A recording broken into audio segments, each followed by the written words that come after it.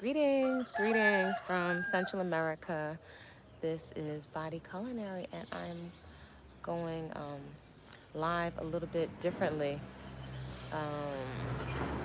Going a little bit live a little bit differently today. So I'm sending you all warm, positive greetings from here in the garden. I kind of just woke up, so this is usually really late for me. During the course of the week, first I want to give a shout out to all of the women and young women that have been coming on board for the 5 a.m. Workout, which has been really, really intense. And there are actually so many women in this growing that have been exercising what I like to call a vigorous, joyous movement practice consistently. Now it's been like for a couple of months. So shout out um, to all those women because it's really it's a great energy, and it's really wonderful to come together around the activity. I prefer to come together around the activity. So usually it has something to do with growing some food or learning about growing some food, some kind of vigorous, joyous body movement um, for self-expression and to let off a lot of steam and just to be creative, as well as preparing beautiful food that is peaceful food.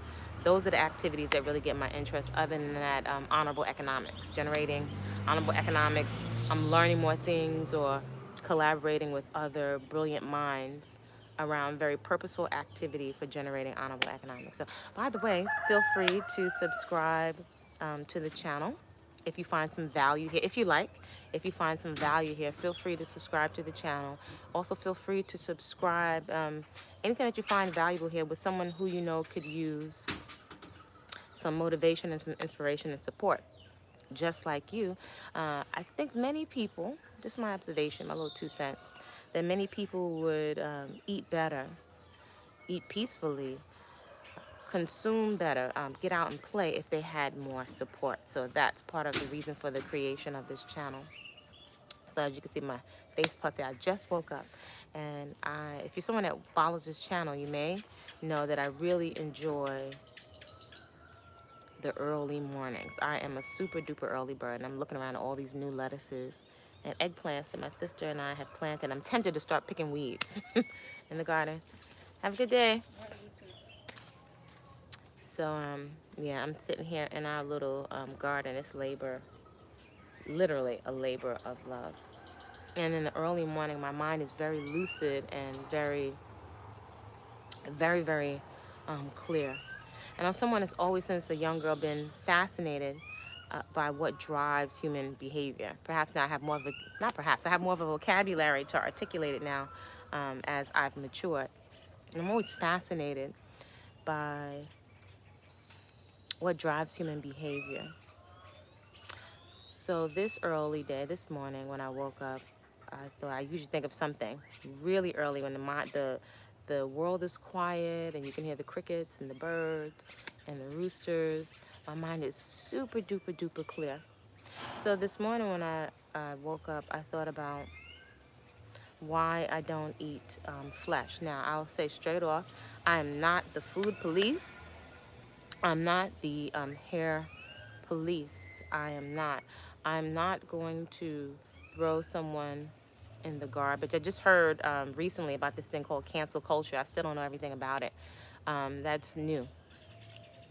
But I'm not going to throw people in the garbage because they make different choices or because they consume differently than me.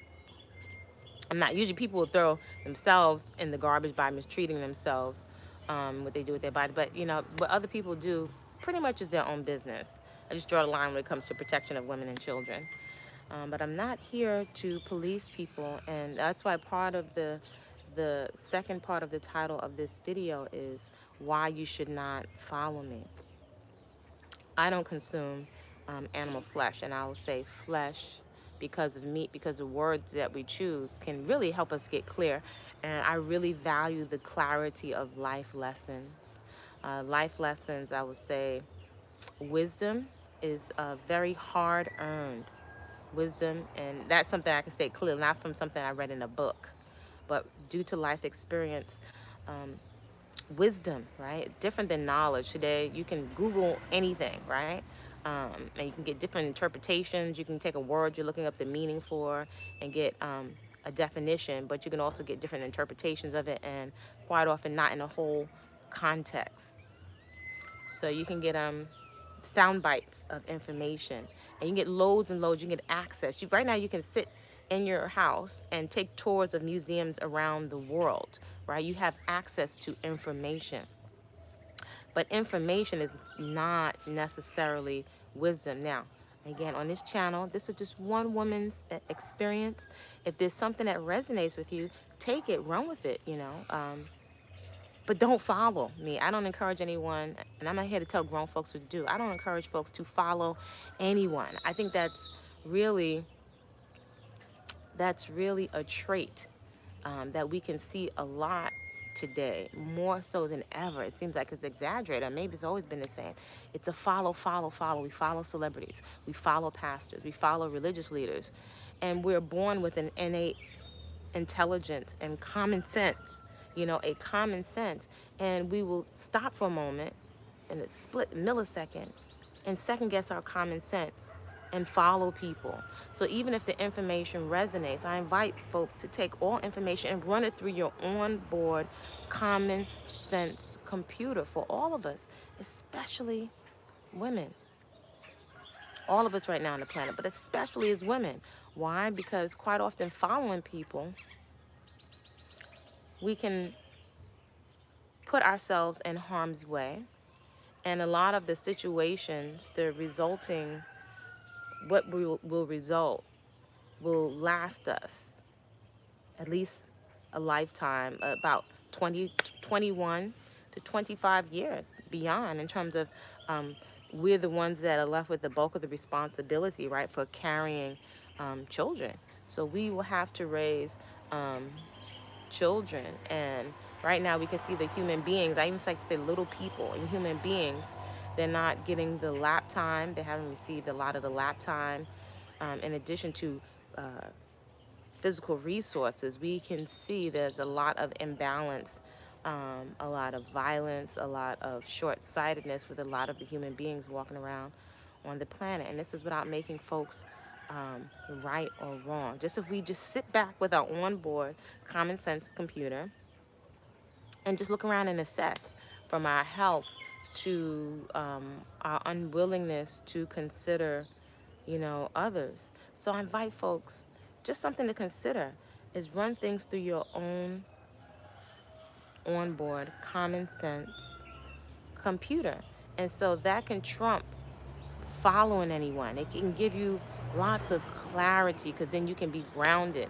And even if someone tells you something that sounds nice, the words sound really nice and it seems like it makes sense, but maybe just that 1% of something is not vibing, you can give yourself time to process the information through your own computer. And I can't emphasize that enough. Well, I must say I'm going to emphasize that tremendously, right?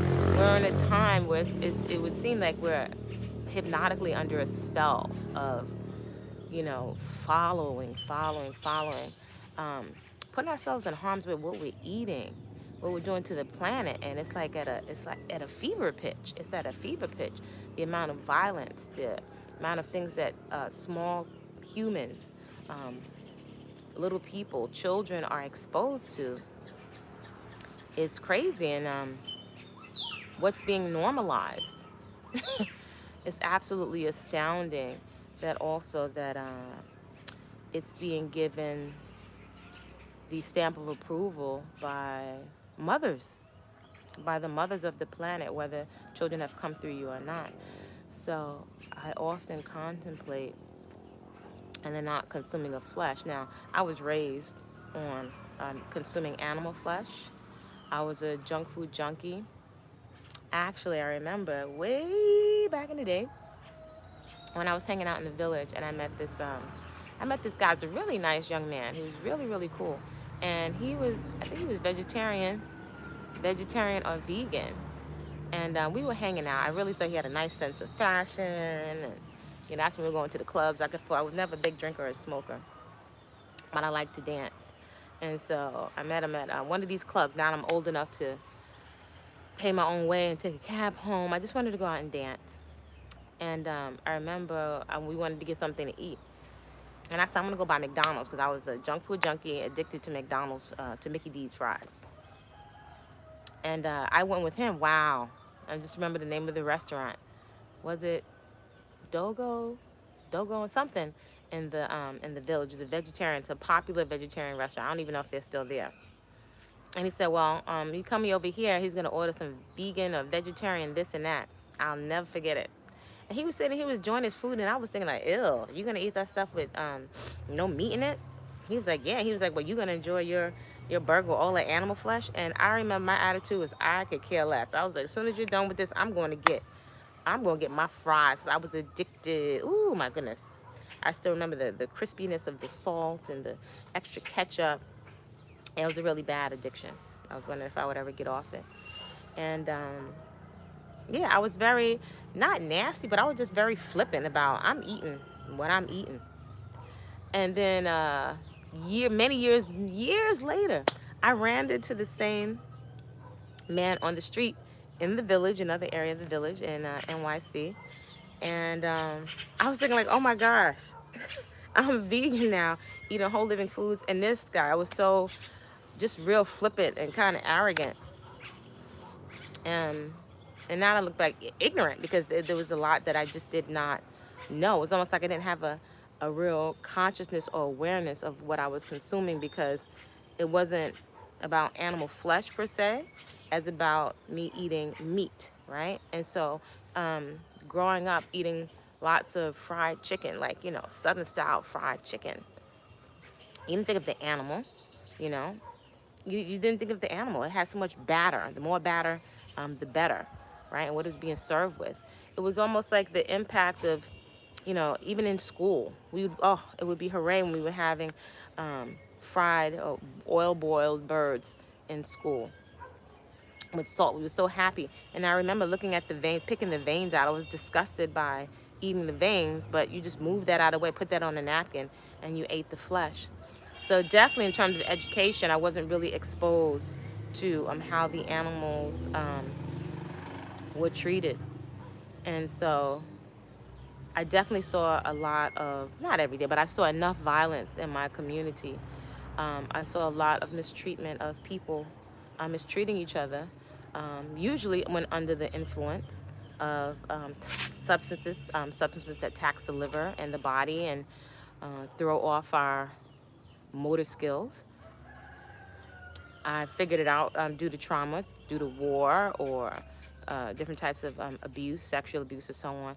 So watching all these things from a young girl and growing up, and then to top it off, seeing all the diabetes and the obesity, I just started to see if this is equaling this result, then I don't want it. So it's been a process of years of gaining clarity and also looking for alternatives. Once I found some alternatives to animal flesh that were really delicious, I was like, wow, it's not even interesting. Eventually I found the Rostas in Brooklyn that made some of the most delicious food for consumption that did not have slaughtered animal carcass. Now again, I'm not here to demonize anybody's food choices. It is for you to do your own experimentation. Your life, your health is your responsibility. I assume 110% responsibility for not consuming processed foods, for not consuming flesh, for not consuming any fried foods. It's amazing today to me that I don't consume those things, and I'm not addicted to them. There's still other areas to address from at least in my perspective, my experience, in finding peace and living in a peaceful way. And it's bigger than the food.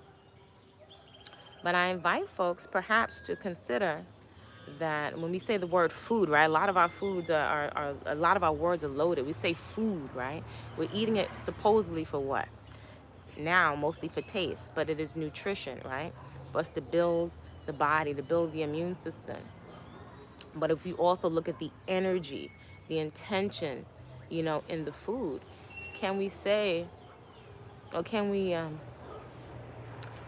can we observe that we are affected by the energy with which we are obtaining the food, right?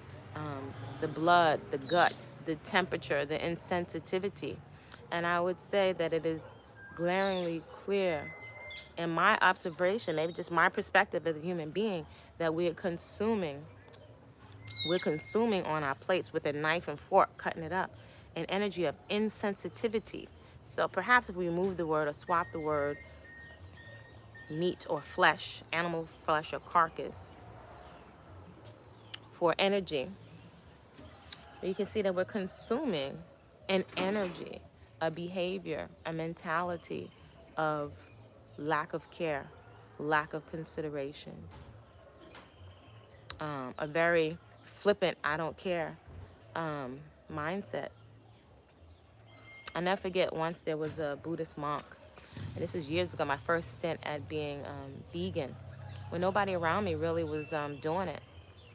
I remember a Buddhist monk saying, I don't know how I came across some Veggie Fest conference that was on, I must have seen it on the computer. Somehow I found a website or something on the computer. Well, I did work at a holistic health center for some years, and the owner, my mentor, she was vegan. I don't even know that the word was pumped up so much vegan. It was more so to me about the behavior, but definitely vegan was the distinction, not consuming any animal products. And so I watched how she moved and how she lived. And so I was open to it, first of all, because of health reasons and not wanting to be obese, and to discover more of the implications beyond just being overweight, but just to a mentality of peace, and noticing so much anxiety. And I'm even more clear today that we're constantly consuming energy, behavior, and mentality to quell or to neutralize or to calm down anxiety. But it's a cycle. It's a cycle. I'm very clear that many of us stay in a state of being triggered. I call it triggeration. But we stay in a state of being triggered. We're not the only ones, but I can definitely say as cocoa women, observing a lot of our treatment around the planet, it would appear that we get acknowledgement only when we are entertaining masses, when we are something attractive to look at with makeup, we're dancing on the stage or singing, or when someone is endeavoring to want to engage in intimate relations with us, physical relations with us. It seems that's the only time that we get, for the most part as a collective, that we get acknowledgement. But in terms of protection, with the air of a value of life, of our lives, right? With folks coming looking for us and checking for us, I'm not observing that on a grand scale. So I reason that it's connected to our consumption. And I'm crystal clear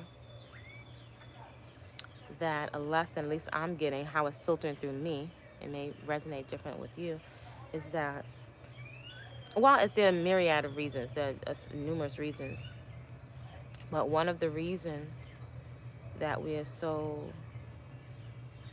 disrespected and devalued, other than the societal programs, right, and the history, is that we're not valuing ourselves. And it's not, I don't want to victimize the victim. Let me say, one of the reasons it continues is that we don't disengage from and put a protective shield around ourselves. And this may sound kind of funny. I think part of the protective shield is what I would call going ghost, in a sense, in terms of really putting self-care, making self-care a priority. A priority to me is so clear that, when we're allowing our vitality, our creative energy, our desire to create, our desire to dance, our desire for self-discipline in order to be creative, in order to be athletic, in order to prosper economically. In our naivete, in our trauma and our PTSD, we're allowing our beauty, when I say beauty, I mean healthcare, vitality, energy, confidence, dignity, to be squandered out of desperation. I think perhaps part of this is due to, again, to trauma, societal trauma, our collective trauma. And so, while things, again, through life experience, while things may have happened to all of us humans, but while things may have happened to us as chocolate women, I'm very clear that my life and my health is 110% my responsibility. While I and many humans, many of us, could have been victimized, and clear from a young age, I refuse to uh, move by the narrative of I am a victim. It is so disempowering. Um, the thought, I have no choice, and that could be the case to a certain extent, but I make a conscious choice not to move from that perspective. It is debilitating, it's demoralizing, it's very defeatist, and from my personal experience, all of us will have to look at our results, look at how we feel, look at our waistline, look at our energy level, um, look at our life experience on the planet, how you want the rest of your next 10, 15 years to go. And I'm not just talking about money. That's part of it too, but your health, your happiness, your creative expression. Only you can determine how that's going to go. But a lot of that energy and self-care is being siphoned off to other people, right? Quite often people that don't have committed care for us, many people who you couldn't get to go with you power walking or to protect you, and groveling or trying to appease the energy hasn't proven itself, hasn't proven any results, right? This is a time was very clear. You can give your money, you can give your time, you can sleep with people. That doesn't mean that they like you. And I think that's an important distinction for women, especially young women, to know. You can put out all this, this all this level up stuff. And I think there's a lot of value in the whole level up conversation and conversations around femininity, conversation around the whole spectrum of expression. But what's very clear is subjecting or trying to appease these energies does not mean, if you try to appease a predator, that doesn't mean they're no longer a predator. If you're trying to appease someone with just makeup and looking attractive, you can get attention looking attractive, but that does not mean somebody's going to give you committed care and protection. And so, how do we change that? I don't know about you, but if many of us as cocoa women, do we consider the lack of respect? Is the answer walking around and just covering ourselves in a whole lot of clothes? Again, I'm not here to tell people what to do. You'll have to figure that out. Play around with the energies and find a standard for yourself, an energy of expression that you are comfortable with, that is a standard of dignity, and dignity is from what you eat, how you care for yourself, what you will do and what you will not do, that are standards that you set for yourself, and see, if they yield you a different result, if that makes sense. Someone that really has made a decision that I'm not going to do this because this doesn't work for me. It's not about Xing out other people per se, maybe not, but it's really about, this is what feels right for me. And regardless of what other people are saying, I'm treating myself with the highest respect. And a lot of that it's a mentality. It's a mentality. It's so much bigger than being just vegan. However, that's a name or title, but a behavior of care first for myself, the ultimate care for myself. If I care a lot for myself, I'm going to take the time to do the research to make sure I'm getting sufficient nutrition, right? And I'm going to test it out on myself, right? So people can tell me a lot, but I'll know based on my results, how I feel in my body. And I'm still on a journey. been going on 30 years and I'm still on a journey. But I can live with myself. I feel comfortable with myself. There was a time where I would be knocked off with free food, at a party, whatever the spread was on the table. I'm over there scarfing up the free food, at the buffet.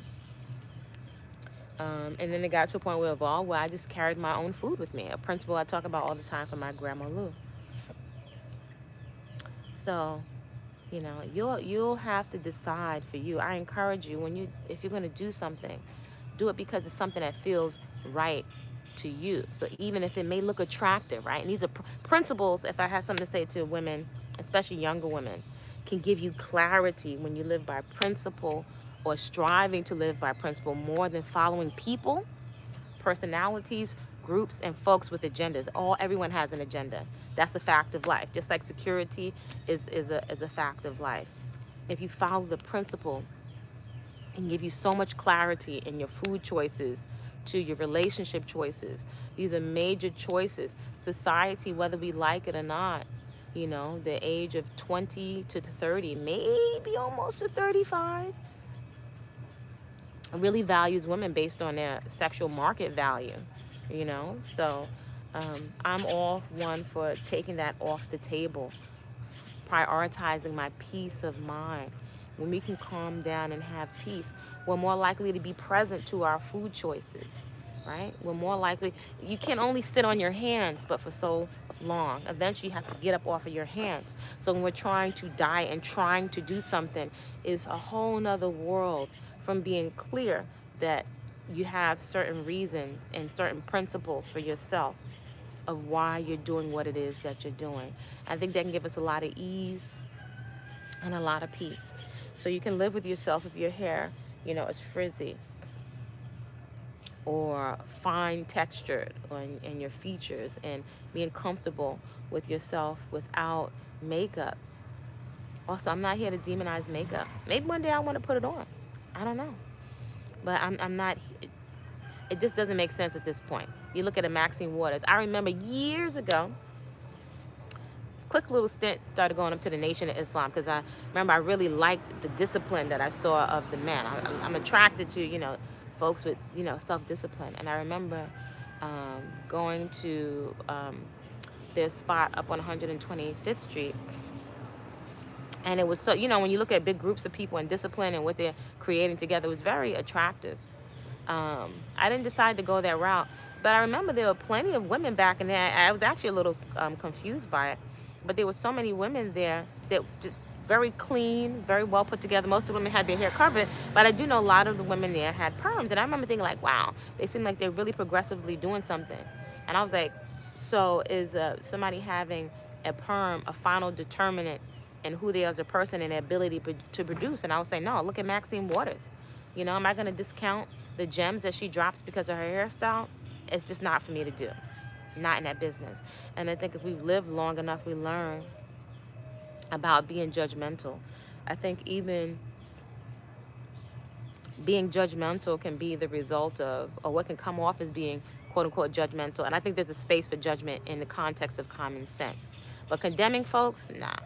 I think being judgmental can come from a panic or wanting to hold so tightly to a principle because you're wanting to change and transform and see something different. So we can become very isolated, in our ways, wanting change so badly, so we can isolate ourselves. And in a certain context, maybe sometimes that's necessary. But just in terms of being very condemning of other people, by the same token, we can be projecting our anger or our disappointment on other people, or even sometimes jealousy. So life will teach you hopefully about being judging other people, right? That's each one of us will have our own experience, right? I've had my own lessons around being judgmental. And really, I make an effort just put the focus on what it is that I need to do. And that's usually going to be around an activity. But in taking all of that stuff off the table, then who cares? It's just not the most important thing what other folks think. And that is such a freedom. That is such a freedom. So a simple, natural lifestyle. It's so simple. Actually, on one level, it's nothing to do. It's actually dropping off a lot of unnecessary activity to be able to sit with ourselves. But again, you know, it's not about demonizing makeup, because I'm understanding more how it is a tool. But in terms of psychological peace of mind and being comfortable in our skin, I think that it has to be a balance. And that for me, I found that that's a priority. Being able to sit with myself and not to feel some shame around what my hair looks like, what my skin looks like. If my body's going through hormonal changes, I'm a woman. I am a woman, and I take a lot of that off the table.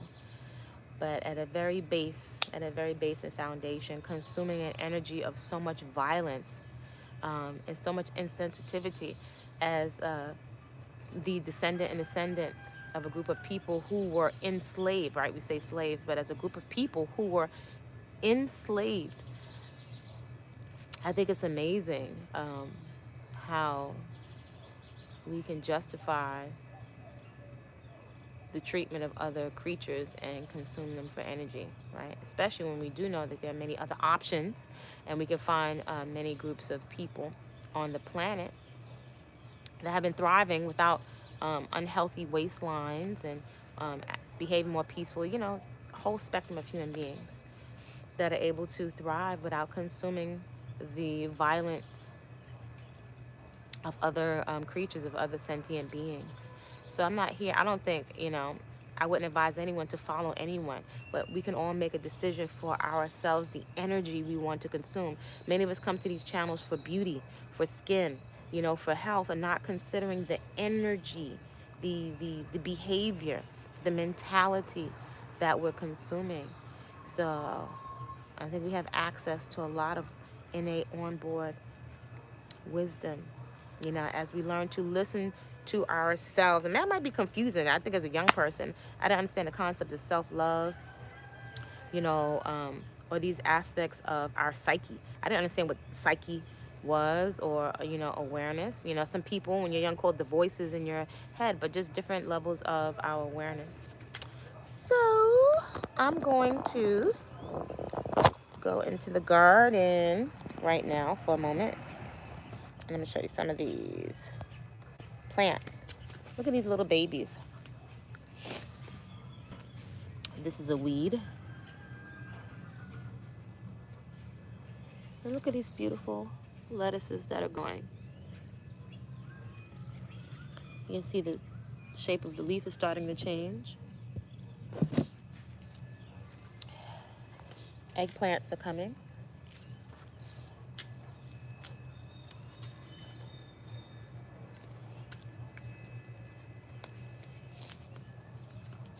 All eggplants. My sister planted all of this arugula in here, these babies, right? How do you tell the plant from the weeds, right? It's a lot of stuff planted in here. But I do know that this is a weed. And I know that this is a weed. Right? The more time you spend in here, the more time you'll be able to discern the weed from the actual plant. So I see these arugulas over here. A little stuffy this morning. But these arugulas are growing in nicely over here. Right? It's a vibe. It's a vibe. It's a vibe. It's a lot of arugula growing. I see that spinach over there is thriving. This oregano's over here. We cut a lot of stuff. And I see some stuff hopping around in the banana plants over there. And then I see the collards are growing. They're looking a little bit leggy over there. Some more papaya. I see these tomatoes are doing okay. We had cut down a papaya tree and a sugarcane bush. So these are looking pretty good. These need to be clipped off of these tomatoes. So it's a whole vibe in terms of what we consume. Many people will argue back and forth that plants have a nervous system. I don't doubt that plants can feel. But if we just look at, rather than arguing certain points, what intuitively do you... Oh, this is more arugula. Yeah, my sister planted some arugula here. What do you observe that would be ideal for us to be consuming? These more lettuces that are coming.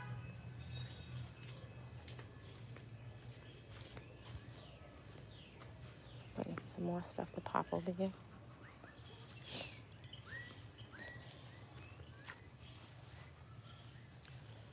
We got other stuff growing over here. It's interesting. Certain things will grow quicker in certain areas of the garden. Let's see. Oh, look at that. So this is collards. Can you see how the shape of it is trying to, not trying, it's starting to change? So that's a weed. That is beautiful. You see it forming more into El Collard Greeno. And some bugs will eat some of them. Some will make it and some won't.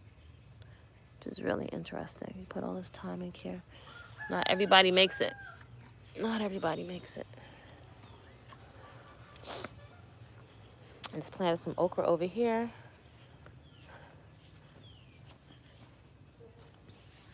So it's the energy that we're consuming. Look at this plant. I'm gonna keep watching this soursop tree because this was down for the count and it's just a teeny weeny bit every day coming back and regenerating in the midst of watermelon and papaya and other stuff. Oh, look at that. I see some more melons popping up. Oh, wow. Where'd that one come from? There's another one in there. So it's a lot of little babies actually in there. So it's time to weed so you can tell the difference between this kale in there. I think it's an ant on my foot.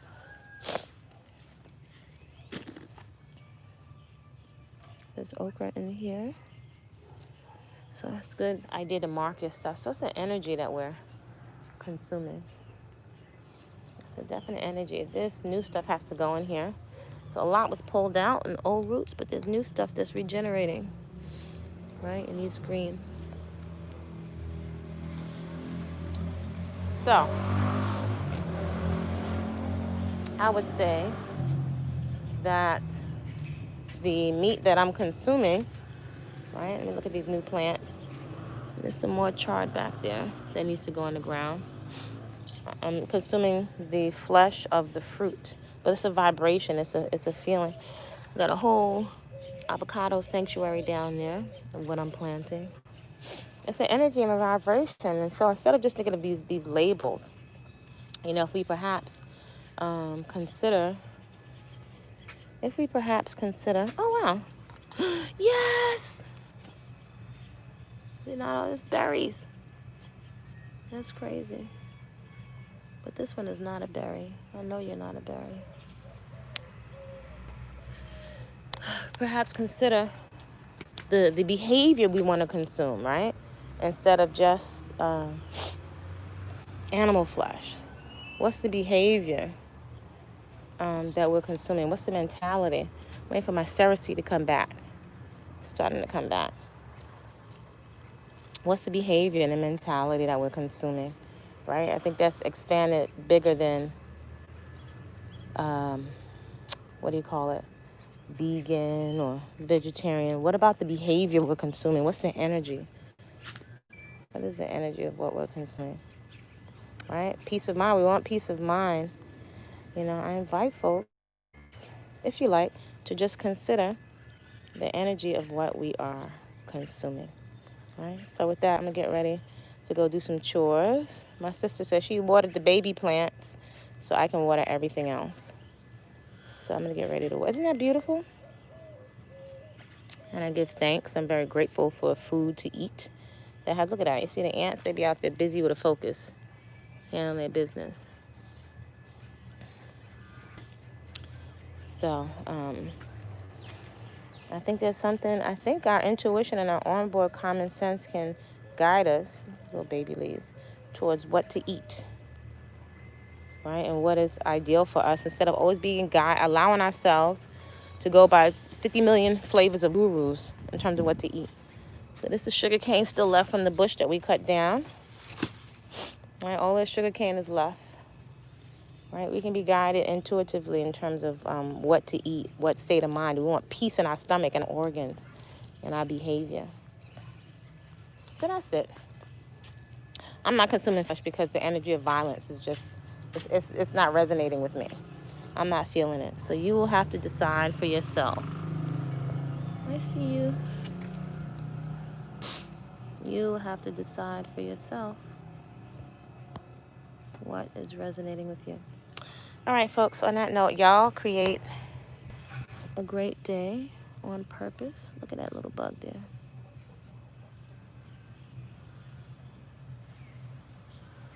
Y'all create a great day on purpose. It's so interesting. The last thing I'll say before I show off is sometimes just some of the predatorial energy that's on, or the energy of these appetites with people almost looking to consume you. You know, people want to just look in each other's face and consume each other physically, you know, in terms of engaging with each other with no vetting process, no thought to character. You know, people are not really paying attention to what they're eating, you know, because you're consuming energy, exchanging energy and consuming, you know, energy. So just mindless consumption, it's a thing I think that has huge implications into the behavior that we see, how we're treating each other and how we're treating other creatures on the planet, right? So on that note, y'all create a great day on purpose because we said so. All right, and I'll see you soon. Again, subscribe if you like to the channel. Share the channel, perhaps with somebody that can find some value. All right, see y'all soon. See you soon. See you soon.